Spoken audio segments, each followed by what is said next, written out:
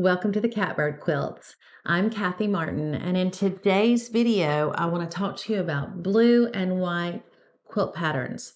And I have a single one that works for every skill level, and I have a lot to say about it.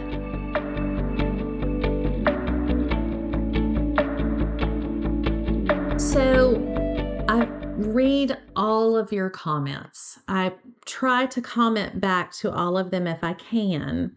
But I do read all of them, and I think about a lot of them long after those comments are gone, or I guess they're not gone, but long after they're newly typed and entered. And one of the things that continues to rise to the surface is, first of all, how many blue shirts there are out there. And so those of you that have, like me, gotten into the using shirts as fabric for quilting and using thrift store items, to cut the expense of your quilting, you no doubt probably have a handful of blue, if not a bucket full of blue shirts in your stash now. And so lots of comments on, I'm collecting blue and white shirts. I have a ton of blue and white shirts. I need to make a quilt with blue and white shirts.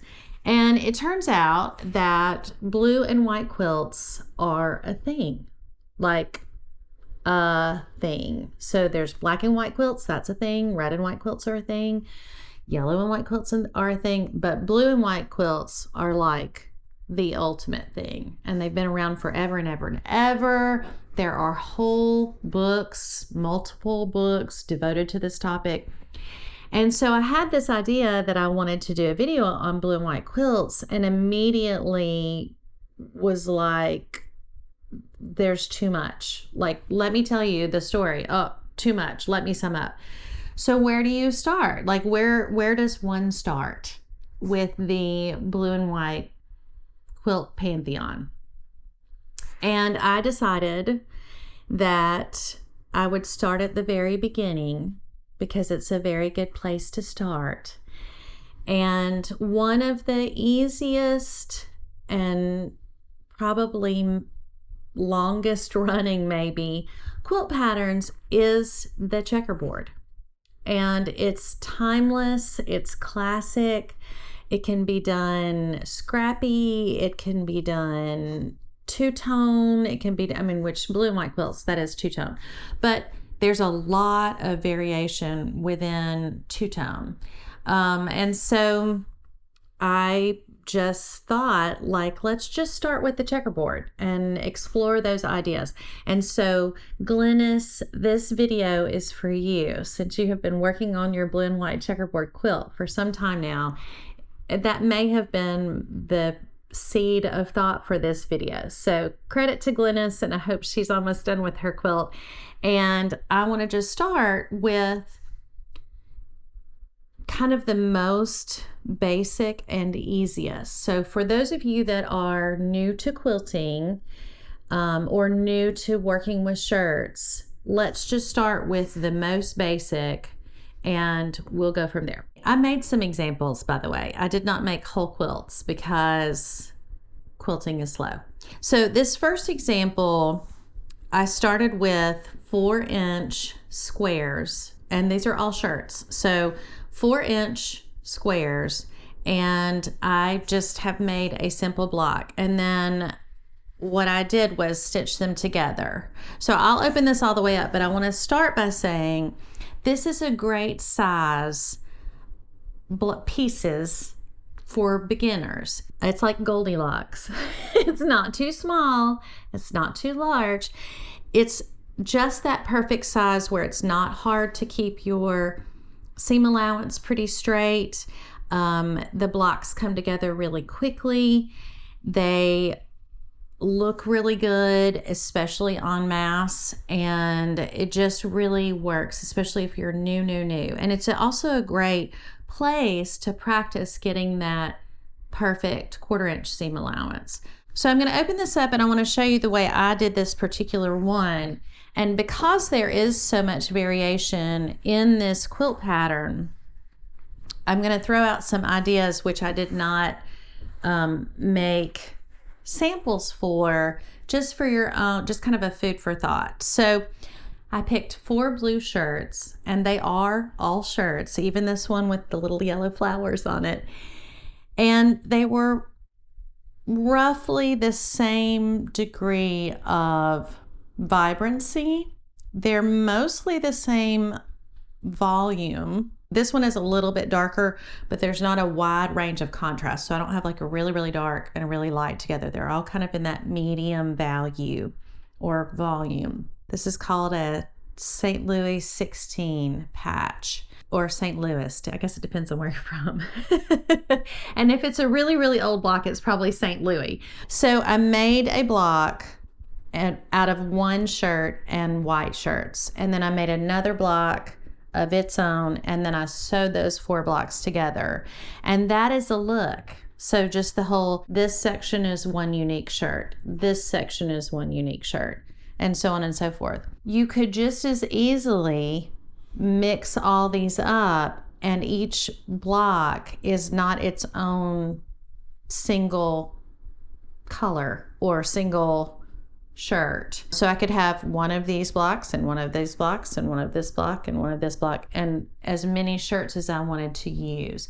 You could do this exact same size and mix all of these shirts up, and it would look and feel very different, even though it's still just a blue and white checkerboard quilt with 4-inch squares. It finishes at 3.5 inches. So the block will be 14 inches. And like I said, this is a great size to really, it's just a great skill level, easy skill level, and it's a good size to work with, and the blocks come together very quickly. This is also a great size to practice strip sewing. And I know that because I'm actually making exactly this quilt in black and white for my daughter. And I've not been a fan of strip sewing historically, but I'll do those 4-inch sections in a strip and then cut them, turn them around, and it just comes together really, really quickly. And so just quick tip about that. If you do it in the strip sewing way, by strip sewing, I just mean, blue shirt, white shirt, blue shirt, white shirt, sew those strips together and then cut them. You're going to want to press all to one direction. And then when you get ready to turn that piece around so that it makes it alternating, it will nest your seams. So that's a great way to shortcut your pressing, is to just press everything all one way. Then when you do your cutting and turn your block around, you will nest your seams really, really easily. So that's a great, great skill builder for strip sewing and pressing, and a nice mix of using your shirts. So that's kind of skill level number 1. It's like medium size blocks. Now we'll go on to a slightly smaller block. All right, so here we go. Little bit more complicated.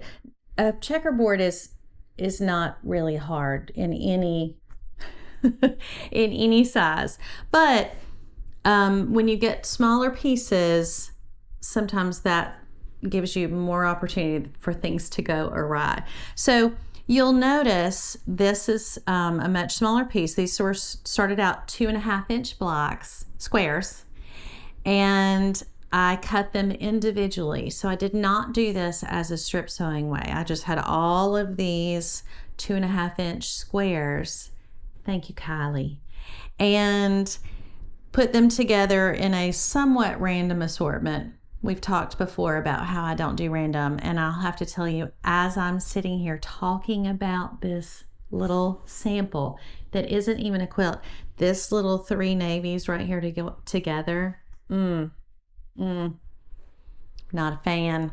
But nonetheless, these are individually cut along with the individually cut white squares, and I just sewed them as pairs, and then I sewed pairs together, and then I sewed those together, and then made a row, and then added the next row, and so on and so forth. This is a great size and pattern if you have not a lot of fabric in one particular shirt, and or if you want to do really big something and have a major impact, so if like you wanted to do a bed size quilt or even a large throw, and you really want a lot of contrast, a lot of interesting individual little pieces, it's very visually compelling. It's one of my favorites of all of the quilt patterns, is just a wide range of fabrics in this size in a checkerboard.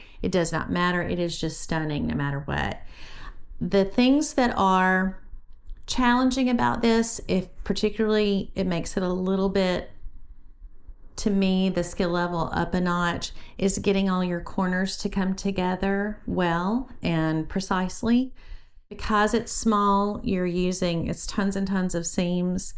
And then there's the opportunity for your dark fabrics. If you don't get your light fabric and your dark fabric lined up exactly right when you sew your seam, once you press it, it can sometimes do this thing called shadowing, which is where you can see the dark fabric on the other side of the white fabric. So if you pressed it and your blue fabric was a little bit past your white fabric, you could look through and see it. I actually think there is one right here.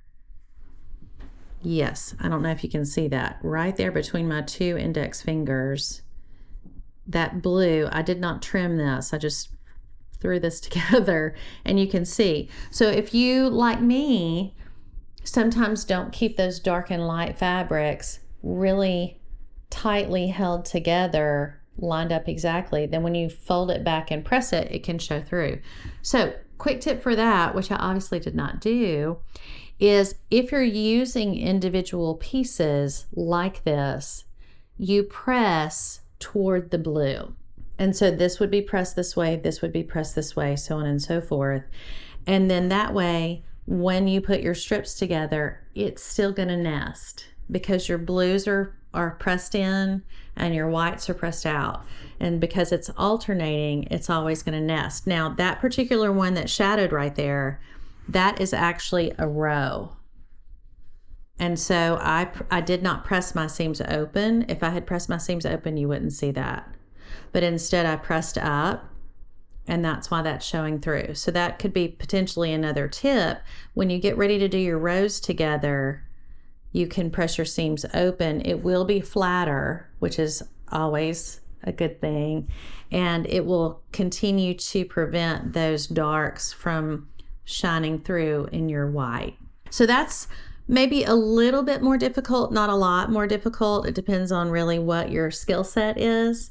Before I go on, I do want to show you, I guess I want to show you, look at the difference in these blues.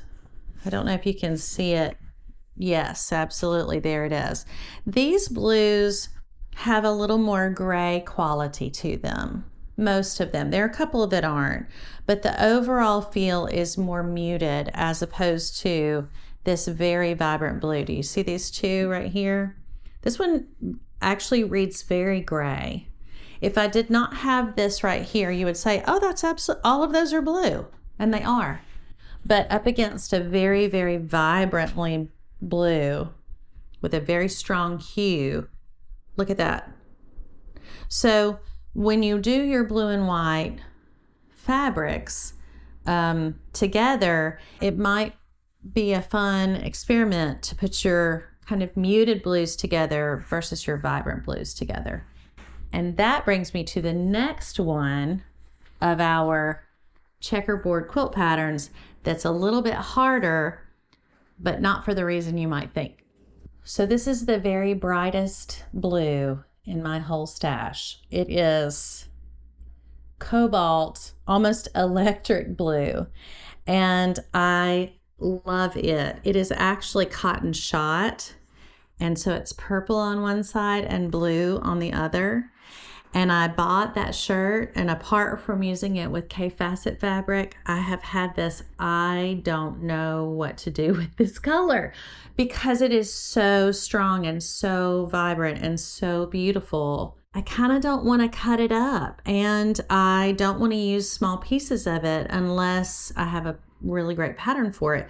So it's just kind of been hanging out there, and I started thinking about the beauty of the checkerboard quilt. And of course, I did a ton of Googling just to see what all the blue and white quilt patterns out there, which is I mean, you can get lost in the depths of the internet if you do a blue and white quilt pattern search. But I thought, you know, I really wanted something that would celebrate this one particular fabric. Likewise, look at that guy. That is so crazy. This is a shirt. It's not a men's shirt, but it is a shirt. And so it's almost a periwinkle blue background, and then that crazy bright blue. And I have the same feelings about this fabric as I did that cotton shot. It's so pretty and so kind of compelling. I don't really want to cut that up and use, I mean, I guess I could fussy cut it around some of these butterflies, but it seems like what would be the celebration of this would just be to see a nice big block of it. And so that's exactly what I did. So I put this together, and I have to tell you, I love this. Now, I don't know if this is your jam, strawberry, blackberry, grape. This may not be your jam, but it is really visually eye-catching. It's eye-catching. If you have an imagination, you can imagine a whole bed quilt or a whole throw with these 10-inch blocks. Can be really, really pretty and interesting. And a lot of times with quilting, we cut things really small and we piece a ton, and I love the piecing. I love it. I love complicated piecing. But there's something to be said for the simplicity of a really large block. And you're probably thinking, now why would you put that in the skill level down the line rather than this is the most basic? And I'll tell you why, because I have a lot to say about it. The most obvious is if you do these very big blocks, it's going to be challenging to get a colorway that really celebrates it and looks cohesive and looks like you had that thoughtful consideration. Not to mention, if you're using shirts, you can get a lot of these big blocks, but not a whole bed size worth. So for example, I might get 4 of these 10-inch blocks, or 6, although it would be a stretch to get 6 out of a shirt. And then now what? So I have 6 of this and 6 of this and 6 of this, and that's probably not enough for a whole quilt. So I would need to add other fabrics into this particular combination that is kind of logical and artistic in this colorway to really make this effective. If you're having a hard time visualizing that, I did find a bed quilt. It's not exactly blue and white. It's kind of got a little bit of gray in it, but it demonstrates the visual impact of these really big blocks. And before I go on, I want to show you what I mean by that. So this is basically, I did it like a fabric pull. If I were going to make a whole, maybe bed-size quilt. So you can see the difference here in this colorway versus this colorway. This is very almost primary blue with a light blue, kind of with a slight undertone of purple on this side. This colorway is a little more muted. There's a greater contrast, so even darker than this electric blue. This is much more kind of calming. I've got this low volume that's got blue in it, but you can see where if I put that whole thing together in these nice big blocks, that could be really, really pretty together. I actually am sitting here going, I don't love that one. Which happens to me. And I pulled a white that's got some gray in it, and it just happens to be next to the shirt, which I have laid here for this reason, because I knew I was going to forget. I don't use a lot of low volume fabrics, although they are just there in abundance. But you could do, instead of doing this plain white, you could use work your low volumes in. And if you have interesting patterns, like this one has little gray pluses and X's, this navy has anchors on it, this is just a really great polka dot, and of course this gorgeous floral, a lot of that is actually going to be beautiful as opposed to just a tiny little piece, little sliver of it. So a whole big 10-inch block of that would be really pretty. So the challenge in doing the larger block is working a colorway. I also think that sometimes maintaining those long stretches, so cutting accurately and maintaining a long 1/4 inch seam allowance or scant 1/4 inch seam allowance becomes really important, because if you miss your corners on small piecing, there's so much of it you won't notice, which is another great reason for that 2.5 inch block size. If you miss half of them, you probably still won't notice.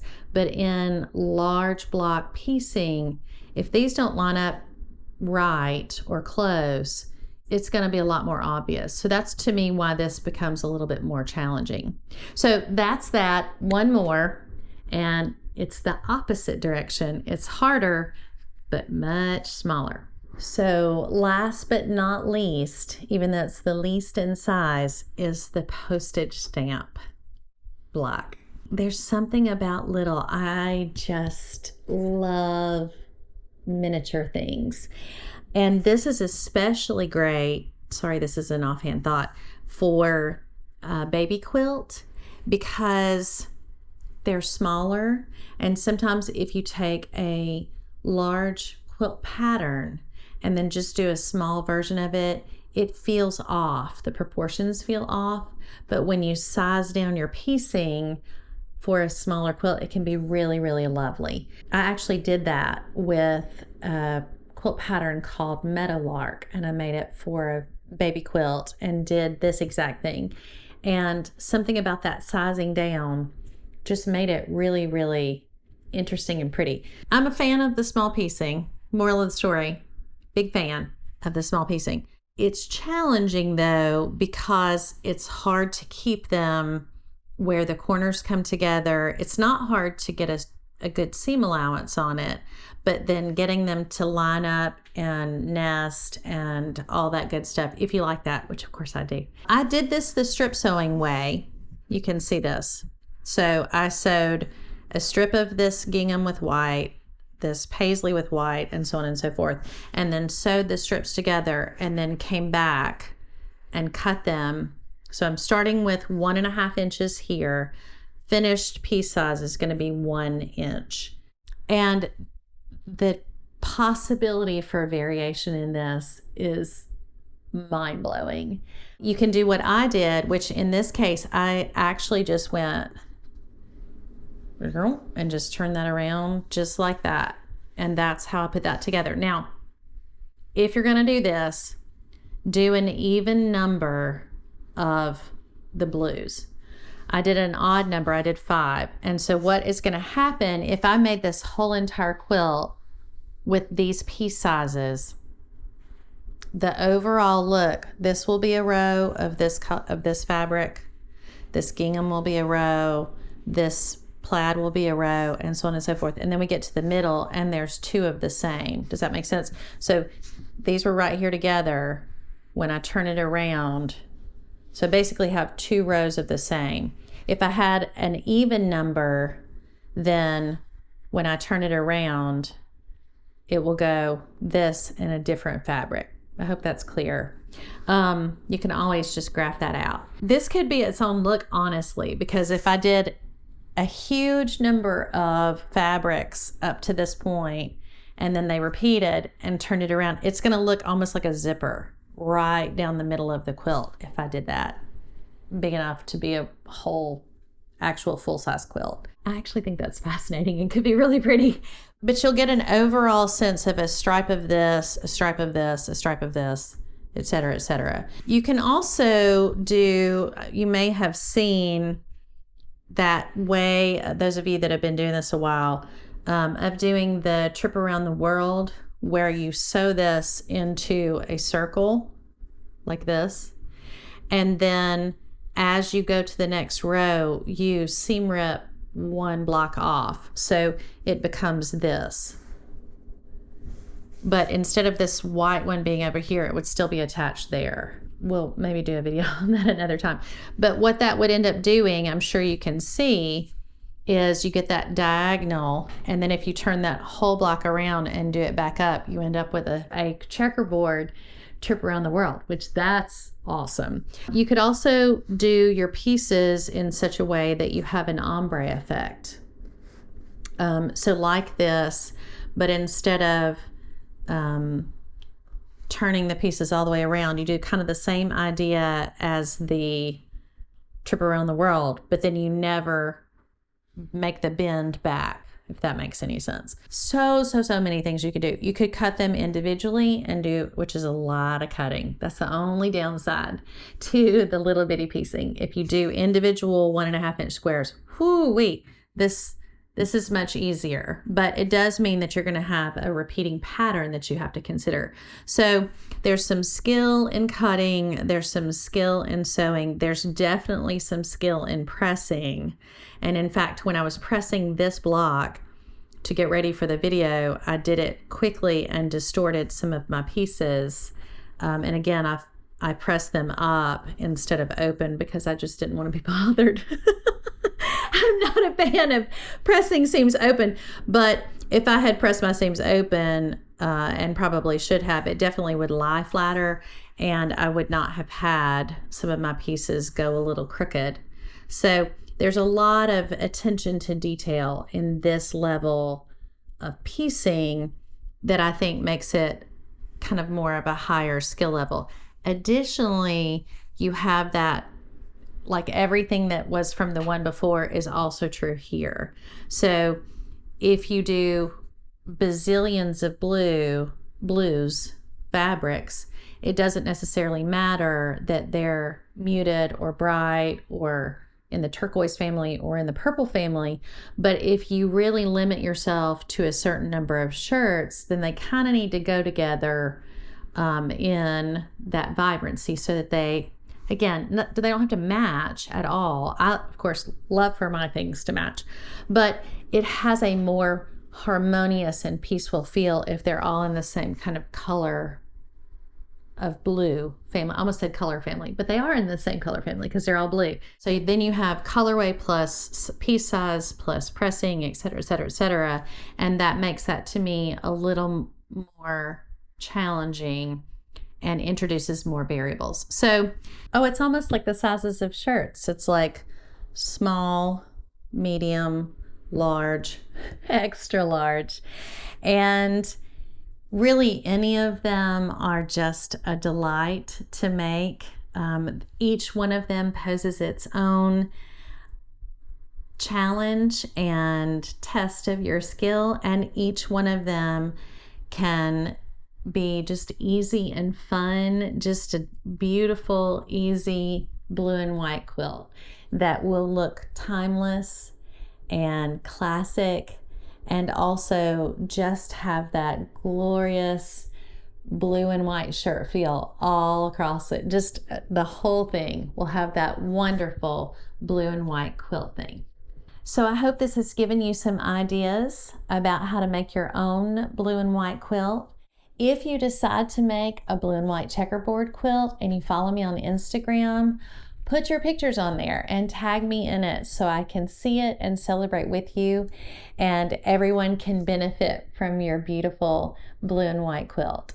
Thanks for being with me today. I'm Kathy Martin. This is the Catbird Quilts. Thank you so much for watching.